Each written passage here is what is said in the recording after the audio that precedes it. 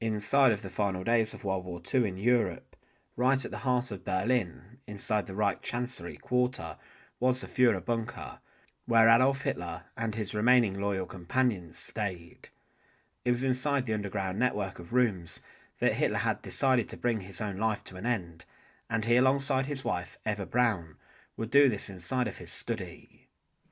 However, even as his Reich and Empire was crumbling around him, he would order the execution of his, in a sense, brother-in-law, a man who was deemed by one of the inner circle as the most despicable man who hung around Hitler like a bad smell.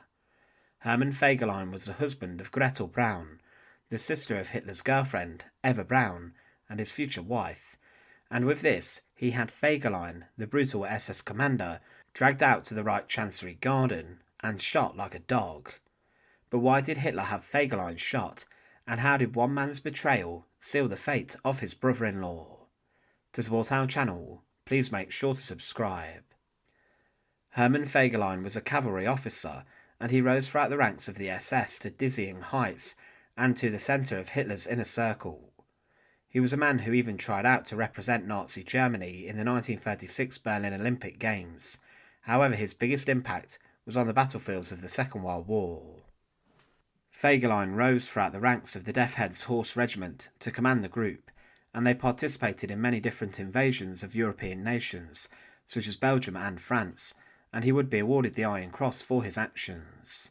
But then during Operation Barbarossa on the Eastern Front in 1941, Fegelein's soldiers under his command executed over 17,000 civilians during the Pripyat Marshes massacre, and he later was involved in other operations against partisan forces. Fegelein's time on the front lines as a soldier came to an end after serious injury in September 1943, and he was very well known to the hierarchy of the SS, and Heinrich Himmler reassigned him to become his own SS liaison officer to Hitler. Fegelein would represent Himmler in meetings with Hitler, and he went most places with the Führer following this promotion. Fegelein was even inside the room where the Wolfslayer bomb went off in his Rastenburg Führer headquarters. Now Fegelein was someone who was obsessed with power and gaining further influence for himself, and this even led him into marriage.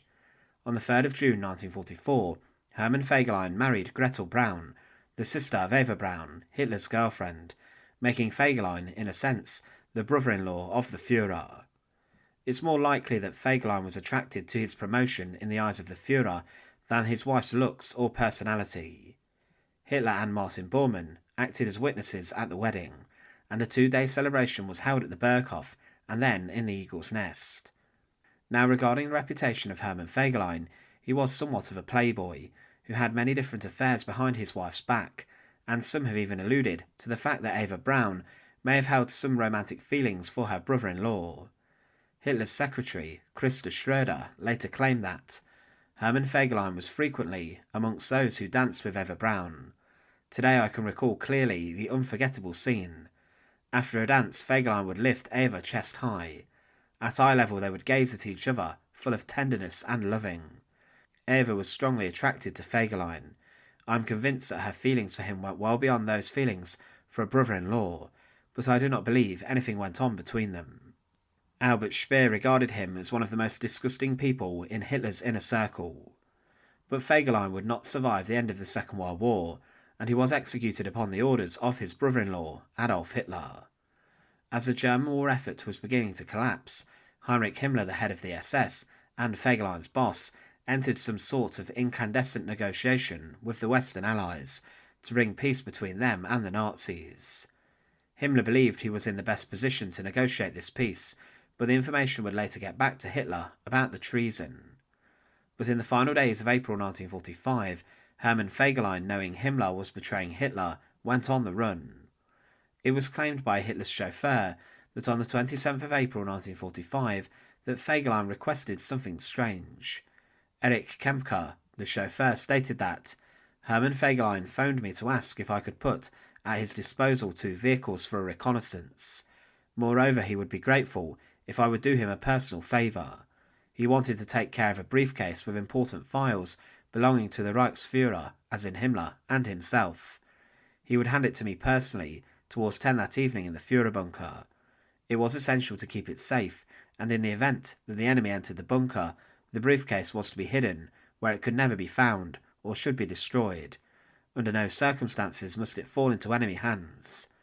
As I had been on familiar terms with Fegelein for years, and he enjoyed Hitler's fullest confidence as Eva Braun's brother-in-law, I had no hesitation to agree his request.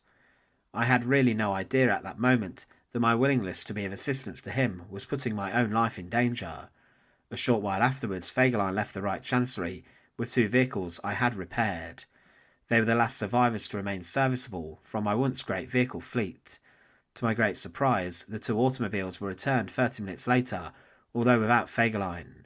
The drivers told me he had got out in the Kurfürstendamm district to proceed on foot. Kempke confirmed that Fegelein had deserted and had gone missing, and the Gestapo were then sent in to go and find him. Heinz Linger, Hitler's valet, then stated Fegelein's adjutant reported back to the bunker. He stated that Fegelein had gone to his private flat and dressed in civilian clothes. The adjutant had been ordered to do the same. He told Hitler that the purpose of this was being to allow the Russians to roll over us, and then we will make our way through to Himmler. Hitler believed that Fegelein was involved in Himmler's treachery against him, and with this the search for Fegelein was then stepped up. Hermann Fegelein was arrested with his mistress in his apartment in Berlin, and on his person was discovered a huge amount of money, much of this foreign currency, and also found inside of a briefcase was evidence regarding Himmler's attempted peace negotiation with the Allies. Fegelein was caught red-handed, and he was at the time blind drunk. When Hitler found out about this, he was furious, going red with rage, and he ordered Fegelein to be brought back to the bunker. Heinz Linger then outlined what happened next, and it was said that Fegelein was returned under armed guard. He made a poor impression, wearing gloves, a leather coat and a sporty hat. He looked like a Kurfürstendamm dandy. On Hitler's orders he was arraigned immediately before a court-martial and sentenced to death for treason. Eva Braun, though clearly fighting an internal struggle, would not enter a plea of mercy for her brother-in-law, even though Hitler indicated that he would commute the sentence on the highly decorated SS Obergruppenführer to atonement at the front. Towards midnight an SS squad awaited Fegelein in the Reich Chancellery, Ehrenhof. He remained impassive as the sentence of the court-martial was read out. So inside of the Reich Chancellery Garden, Hermann Fegelein was brought out to face his execution squad.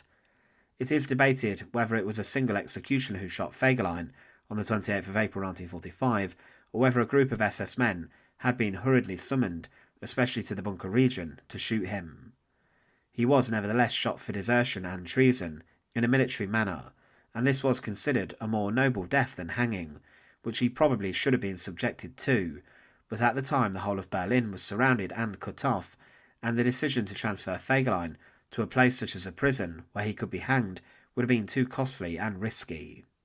So Hitler ordered his own brother-in-law, Hermann Fegelein, to be shot because of his links to the betrayal of Heinrich Himmler in negotiating peace with his enemies behind the Führer's back.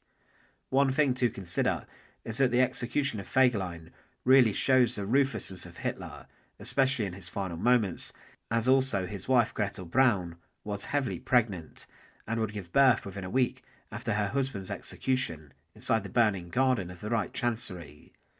Hitler had the father of his niece executed in disgrace.